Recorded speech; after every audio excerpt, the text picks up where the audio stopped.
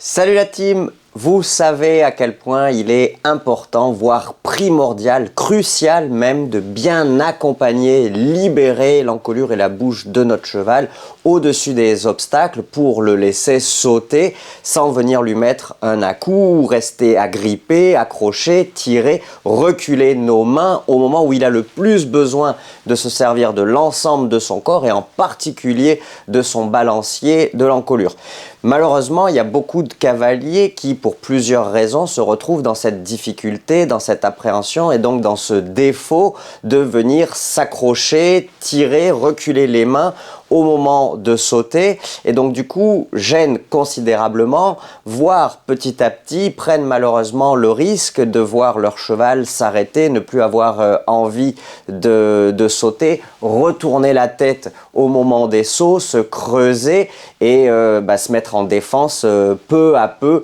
à chaque fois qu'on les met en face d'un obstacle. C'est en tout cas le problème que nous a souligné Léa, qui m'a envoyé un message dans la team en m'expliquant que voilà, en ce moment elle avait de grosses difficultés à rester calme et décontractée à l'obstacle, que du coup elle se crispait, comme elle se crispait, elle s'agrippait à la bouche de son cheval. En plus de ça, c'est un cheval assez grand, assez puissant, qui l'emmène peut-être un peu trop dans les obstacles, donc du coup elle n'ose pas avoir cette décontraction, avoir ce liant, mais aussi se lâcher prise pour lui permettre de le libérer tout simplement au-dessus des sauts. Donc on a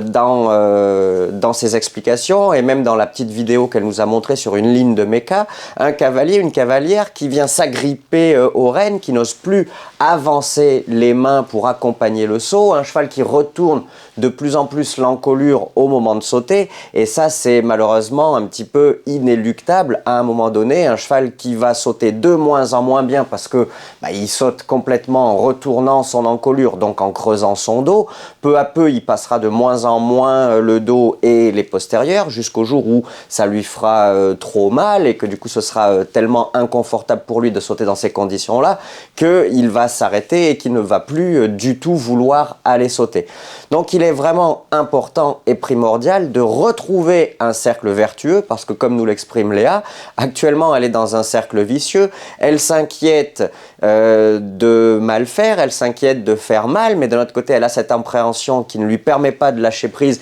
et d'avancer ses mains au moment du saut. En plus de ça, son cheval l'emmène. Alors est-ce qu'il l'emmène parce que lui craint un petit peu la main de la cavalière et qu'il cherche à s'en débarrasser, ou est-ce qu'il l'emmène parce qu'il est un petit peu comme ça et donc du coup c'est pour ça qu'elle met tout le temps un petit peu la main à mauvais escient et que du coup il l'emmène encore plus pour essayer de se débarrasser de cette main qui ne le libère pas au moment du saut. Malheureusement là on est un petit peu avec le chien qui se mord la queue dans un cercle vicieux dont on a beaucoup de mal bien souvent à s'en sortir. Alors pour répondre à Léa et pour rester dans un petit peu la maxime de Terre de Sport Équestre de la team TDSE, un mot, un geste et Simon fait le reste, je vous ai préparé toute une série de vidéos spécifiques pour ce problème, pour vraiment réussir à le régler, mais en prenant l'ensemble, parce que ça serait trop facile de vous balancer juste un petit conseil comme ça, alors qu'en réalité c'est toute une chaîne de petites actions et de petites étapes très simples à mettre en place si on les met en place bien entendu les unes après les autres dans le bon sens et au bon moment, en commençant déjà par de la relaxation sur le plat, par démultiplier, décupler le contrôle du cheval avec un cheval qui se tient et qui se porte tout seul. Ça c'est la première étape bien entendu parce que ça va plus encore libérer la confiance en soi du cavalier et sa capacité à lâcher prise et à ne plus inconsciemment se dire qu'il doit tenir son cheval sinon le cheval part un petit peu à volo. Et ensuite petit à petit des petits ateliers qui vont d'un côté améliorer le calme, la décontraction et la gestuelle du cheval et d'un autre côté d'autres ateliers qui eux vont participer à la décontraction, à la relaxation et au mouvement beaucoup plus souple, beaucoup plus fin, beaucoup plus léger jusqu'au moment carrément de lâcher prise du cavalier dans ses mains pour venir contrer un petit peu cette mauvaise habitude de s'agripper et de chercher malheureusement, même si c'est inconscient, à s'accrocher à la bouche du cheval. Donc si vous avez vous aussi ce petit défaut, vous allez trouver dans cette série de vidéos des étapes vraiment très simples à mettre en place chez vous. Il n'y a pas besoin de beaucoup de matériel, il n'y a pas besoin de sauter haut, bien au contraire. Et vous allez voir que finalement, en suivant ce petit atelier d'exercices et de conseils très logiques qui se suivent les uns après les autres, vous allez voir que finalement, très rapidement,